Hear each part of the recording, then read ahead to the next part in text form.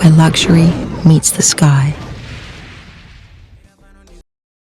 السلام عليكم ورحمة الله تعالى وبركاته. الليلة في نظام العقارات في كينيا حنحكي عن موضوع الإيجار، وبنحاول بقدر الإمكان إنه نعرف كثير عن نظام الإيجار إذا أنت حتأجر إيجار سكني أو إيجار استثماري. ففي نفس الوقت الثاني بنرجع وبنتكلم مع مستر كونيسيا، بنقول له مستر كونيسيا you're most welcome. Thank you so much, Jackie. Mr. Konisia, other people, they did not follow our previous video and they want to know more about Garyville's home.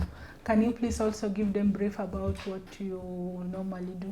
My name is Gershon Kinuthia. I'm the CEO and founder of Garyville Homes, and our noble purpose is to advance your life and business through prime investment properties in Nairobi's high-end market. This market includes Kilimani, Kileleshwa, Lavington, Karen, and Runda.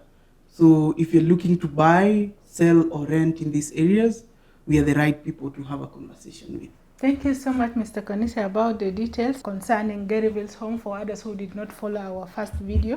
Okay, Mr. Konisa, as we know that rent is paying to use property, service, or good owned by someone else for a set period of time. Can you tell us what is the average price for rental in Kenya for someone who is foreigner planning to maybe shift his family or be in Kenya for a specific period of time? I'm going to give you a general idea or a rough figure depending on the market that we are in. So our area of specialty when it comes to rent is Lavington, Kilimani, Kileleshwa, and Westlands. Within these areas, that's where you can find 1 and 2 bedrooms, the smaller units. And then there is Karen, Lavington, and Runda, where you can only find now villas. Yeah. So for the 1 beds within this area, rent is normally around 65 to 75,000 Kenya shillings. That's for a 1 bedroom. For a 2 bedroom, from 85,000 all the way up to 100,000, depending on which property and the amenities in the development. And then we have now the bigger families, the 3 bedrooms. 3 bedrooms range between 130 to 160, depending again on the location. And it also depends on the amenities in that particular development. By amenities, I mean if there is a borehole, there's a full backup generator, which includes inside the house, a gym, swimming pool. Those are some of the pluses that make the rent to spike. Yeah. That average is for unfurnished one, right? Yeah, unfurnished. Okay. As we know, in Kenya, there is 2 types of rental, residential and commercial rental. Can you give some clarification for someone maybe who is planning to open a business in Kenya or to rent for his family? Okay. Like what are the requirements that it will be needed from you as a tenant? Okay. For someone who's looking to rent a residential house, you will only be required by your landlord if you are a foreigner. At times they ask for a work permit. They would like to know the kind of... That is mostly for commercial? No, for residential. For resident work permit? Yeah. Okay. Yeah, they would like to know what business you're in or whether if you're employed, just to make sure that, they are sure that they'll keep getting their rent on time. Okay. And then they'll also request, when they're preparing the lease, they'll request you to share with them their passport, your passport. So a copy of your passport will also be requested. That's for residential. And then for commercial, you'll find most of the landlords will ask for the registration of the company that you want to operate in their building. Okay. So you'll share with them your city council permits.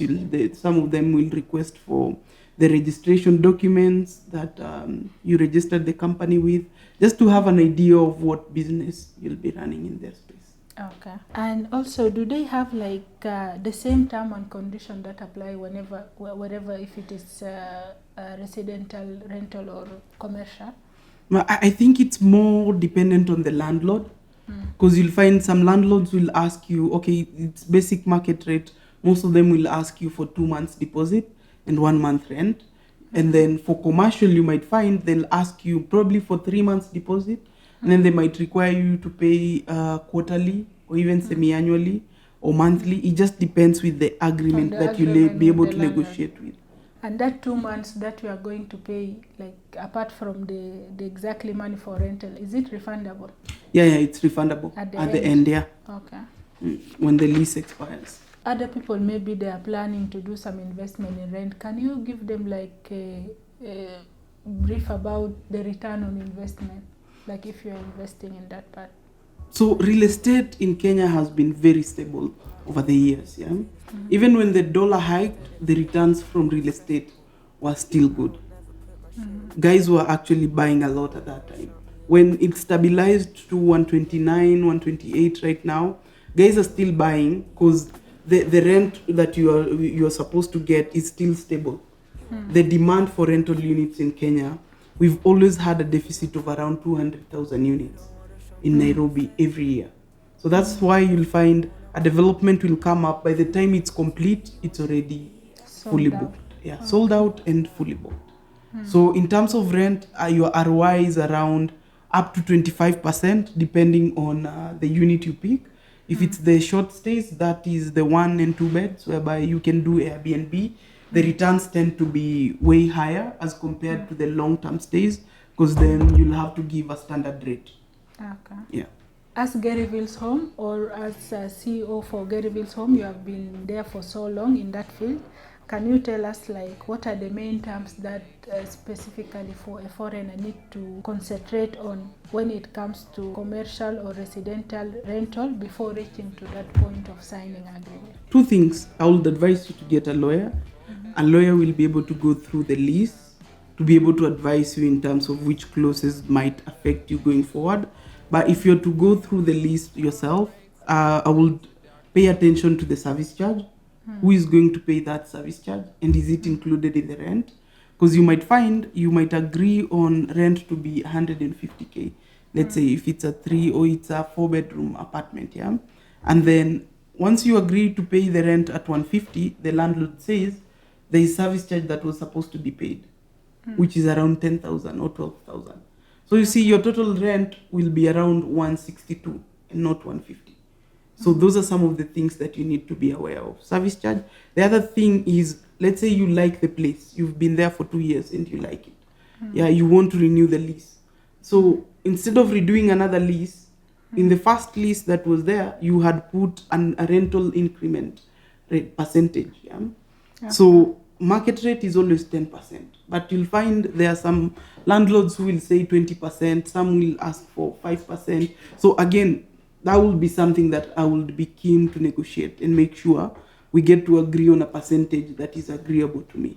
Okay, according to the law of rental in Kenya, will they allow sublease, like I will be maybe the landlord, then I rent my house to someone and him also go to the third party to do investment or to rent it ahead? Is that one applicable? Yeah, sure, it is. And that's how you're finding there's a lot of Airbnbs running in Westlands, even Kilimani and Kileleshwa. Most of the people who are running them are not the owners of those units. So you'll find we have an agreement with you as the landlord, yeah? You are renting this unit to me, so I get the lease, then I can be able to sublease it to an individual. Okay. Yeah. So the landlord will be the first party and the second party and third party? Yeah. But you'll find the guy who will, let's say the way we are here, you are the landlord, yeah? You're renting the unit to me. Then I rent it out to David. David is now the third party, yeah? So David doesn't have to know about you, because David doesn't have an agreement with you. David So has an agreement with me. You, who Yeah. is the second party? Yeah. Okay. So he's subleasing the unit from me. Yeah. So it is legally? It's very much legal. Okay, Mr. Kanisi, other people, they used to hear about like security deposit insurance or like 2 months that you pay when you are going for rental agreement. Can you give some clarification about it for someone maybe who is a foreigner, want to know like this money is going for what, or is it refundable or not? The 2 months deposit is used as security. So let's say you default, you're not able to pay next month's rent. That deposit that you paid, the 2 months, will be used to cover that particular month that you're not able to pay the rent. And then you'll be asked to move out immediately. In that duration? Yeah, within that duration, that month, yeah. And then let's say the lease has expired and you're set to move out of the house. So that 2 months deposit, what will happen is it will be used to do all the repairs and the paint job for the house to make sure that when the new person is coming in, the new tenant is moving in, they find the house to be new or well repaired. Okay. Yeah, but if you're able to do the repairs and the paint job yourself, then the landlord will refund you the whole amount. So that 2 months is refundable according to the way you maintain the house. Yeah, it's refundable according Okay. to the way you maintain the house. I think that's all about our today's topic, which is rental. Also, there is another question from our previous video. Some people are asking, according to the law in Kenya, is it allowed to own a property by one or more than one person? Okay. So last time when we were having that conversation, we spoke about a letter of offer. So that letter of offer that you use to reserve that particular unit, it captures all the names that you want to have on the section or title. Yeah. So you can have more than one name. It can be a company name. It can be a spouse name. You can even have your kids' names on the offer letter. That will be included on the section or title. Okay. Yeah. I think that's all about the rental. If there's something I did not include, maybe you can give the clarification about it. Okay. I feel like we've talked about rental, but we haven't talked about from the investment perspective. Okay. So our next episode is going to have a deep dive into investment properties in Kenya and the fact that you can earn up to 25% return on your investment depending on the unit you pick and the location for your investment. Okay. Yeah. بكده نحن بنكون وصلنا لحد هنا. نحن بنكون وصلنا لنهاية بتاع فقرة حقنا بتاع الليلة عن نظام العقارات في كينيا بخصوص الإيجارات. لقينا إنه الإيجارات هنا اللي بيحدد السعر هو الموقع، وهل هو مفروش ولا ما مفروش، والأحياء كمان برضو بتلعب دور في تحديد بتاع الأسعار بتاع الإيجارات.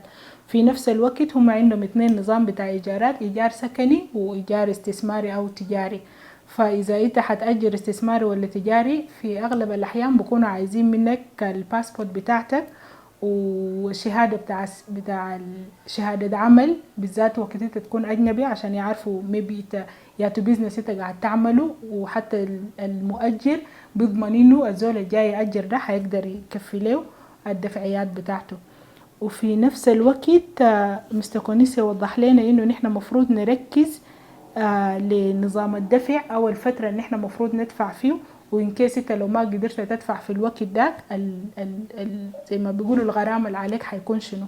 فده من الحاجات اللي احنا مفروض نركز فيه قبل ما نوصل لمرحلة بتاع عقد الإيجار.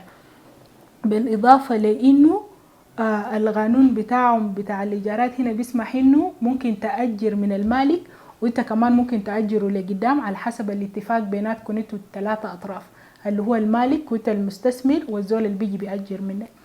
لحد هنا نحن بنكون وصلنا لختام بتاع الحلقة حقنا. لو أي زول عنده أي سؤال أو أي إضافة بخصوص نظام العقارات في كينيا فممكن تكتبوا لنا في الكومنت وحنجاوب لكم في أقرب زمن ممكن.